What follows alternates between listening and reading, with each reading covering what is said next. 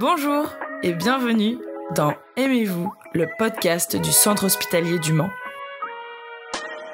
Je suis le docteur Ben Mansour Nizar, praticien hospitalier au Centre hospitalier du Mans.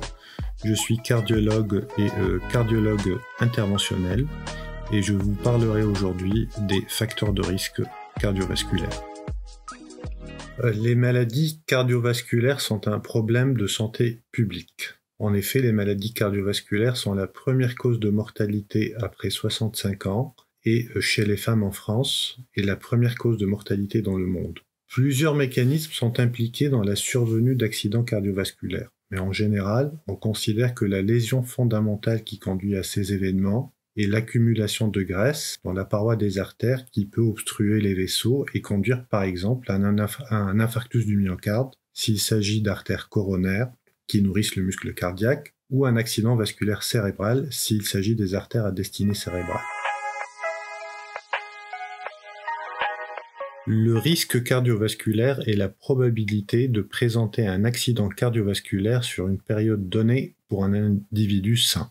Le calcul de cette probabilité de présenter un accident cardiaque ou vasculaire se base sur les facteurs de risque cardiovasculaire que présente un individu. Un facteur de risque cardiovasculaire peut être défini comme un élément clinique, biologique ou un comportement qui est associé à un risque plus important de présenter un accident cardiovasculaire.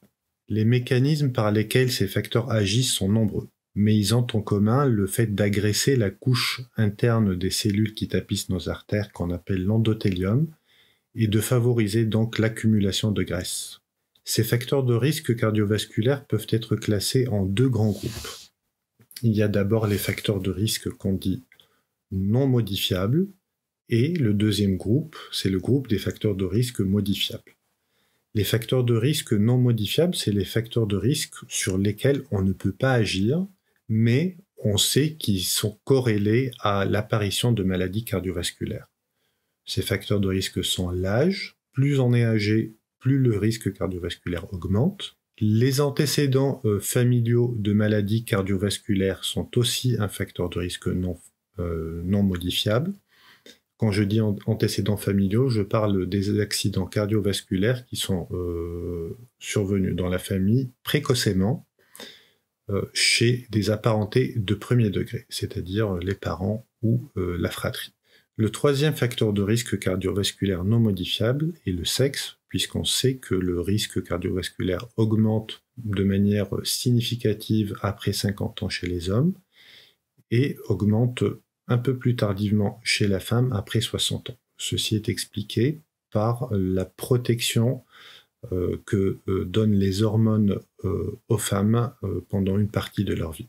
Pour les facteurs de risque modifiables, et qui sont le sujet dont on va plus parler, puisqu'on pourra agir pour diminuer le risque cardiovasculaire, il y a des facteurs de risque qui sont clairement corrélés à l'apparition des maladies cardiovasculaires et que je vais citer, et d'autres risques dont je ne vais pas parler qui sont encore discutés, mais dont la corrélation n'est pas tout à fait établie. Alors, les facteurs de risque modifiables qui sont clairement corrélés dans la science à la survenue de maladies cardiaques ou circulatoires sont le tabagisme, l'hypercholestérolémie, c'est-à-dire l'élévation du mauvais cholestérol, l'hypertension artérielle, le diabète, le surpoids ainsi que l'obésité, et enfin la sédentarité.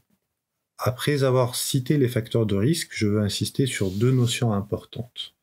La première, c'est que la présence d'un facteur de risque ne signifie pas forcément que l'on va développer une maladie cardiaque. On parle en termes de probabilité, mais il n'y a pas de relation de causalité directe.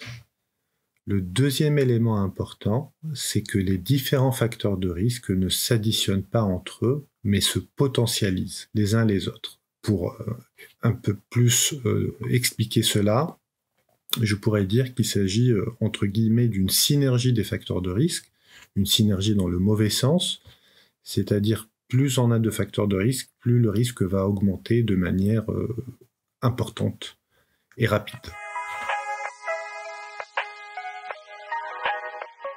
La prévention cardiovasculaire consiste à supprimer ou à baisser le plus possible l'ensemble des facteurs de risque afin de diminuer la probabilité de survenue d'événements cardiovasculaires. On parle dans ce cas de prévention primaire, c'est-à-dire toutes les actions qui permettent d'éviter l'apparition de la maladie. Donc, les mesures à prendre pour diminuer le risque vasculaire sont de deux types. D'abord, il y a les mesures qui concernent l'hygiène de vie et le mode de vie.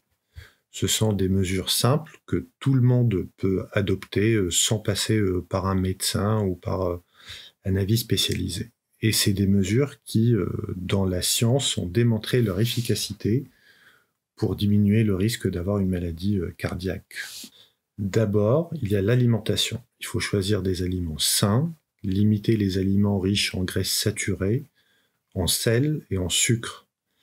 Choisir des aliments riches en fibres, comme les fruits et les légumes frais, et en graisses insaturées, comme les noix ou les avocats.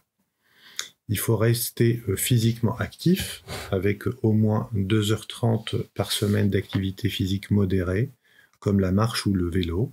Et le troisième point, c'est de ne pas fumer. Je rappelle que le tabac est la première cause de mortalité évitable dans le monde, toutes maladies confondues. Le deuxième type de mesure concerne l'évaluation de votre risque cardiovasculaire avec votre médecin, qui va mesurer votre pression artérielle. Il va vous prescrire un bilan sanguin pour mesurer votre glycémie, c'est-à-dire le taux de sucre dans le sang, et votre taux de mauvais cholestérol.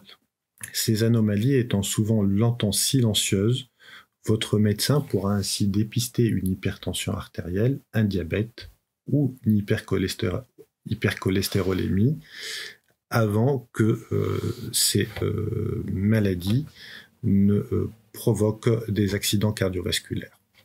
Dans certains cas, votre médecin pourra vous prescrire des médicaments pour normaliser ces paramètres et baisser ainsi le risque d'apparition d'une maladie cardiovasculaire. En cas d'apparition de symptômes de maladie cardiovasculaire, classiquement une douleur dans la poitrine ou un essoufflement inhabituel, c'est que l'on n'est plus dans le cadre de la prévention primaire. Dans ce cas, il faut faire le diagnostic de la maladie cardiovasculaire et traiter avec des moyens qui sont heureusement à notre disposition et qui ont progressé de manière très importante récemment. Il s'agit par exemple de la cardiologie interventionnelle qui permet de déboucher les artères obstruées par les dépôts de graisse, ou des médicaments qui sont à notre disposition et qui sont de plus en plus efficaces. Mais la prévention primaire reste le meilleur moyen d'éviter l'apparition des maladies cardiovasculaires et de ses potentielles séquelles.